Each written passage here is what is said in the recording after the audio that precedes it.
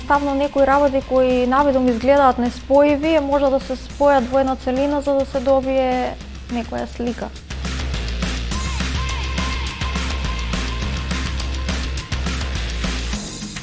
Со квилингот се занимавам некаде околу 4 години, кај оваа техника ме привлече како тоа со манипулирање на хартијата може да се добијат толку добри дела.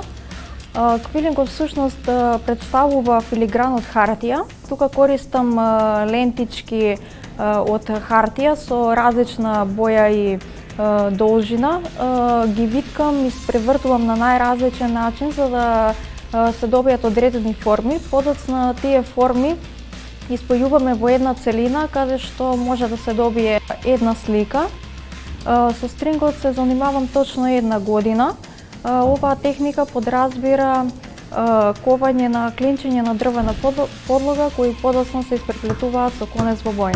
Здраво, јас сум Фросина Стојчевска од Крива Паланка, имам 24 години и се занимавам со квилинг и стринг уметност. Веќе 3 години поред одржувам креативна работилница за деца тука во Крива Паланка, поддржана од Центарот за култура. Наша цел беше да ги мотивираме децата креативно да се изразуваат и да размислуваат и да ги одделиме малку од паметните телефони, каде што за жал поминуваат премногу време.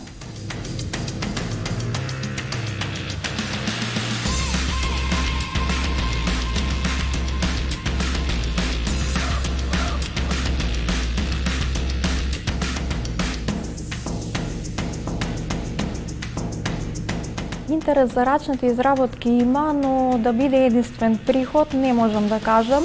Да се просперира како уметник во Македонија е многу тешко, но тоа не значи дека треба да потиснеме нашата креативна страна и да престанеме да создаваме.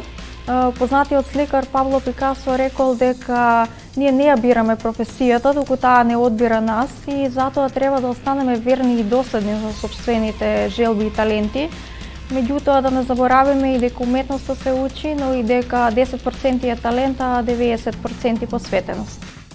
На младите би им порачала да ги негуваат своите таленти, да не се откажуваат и да мотивираат, бидејќи еден ден ќе најдат на некој што ќе ги цени нивниот труд и нивниот талент, а за институциите би побарала да бидат поотворени и попристапни кон младите уметници.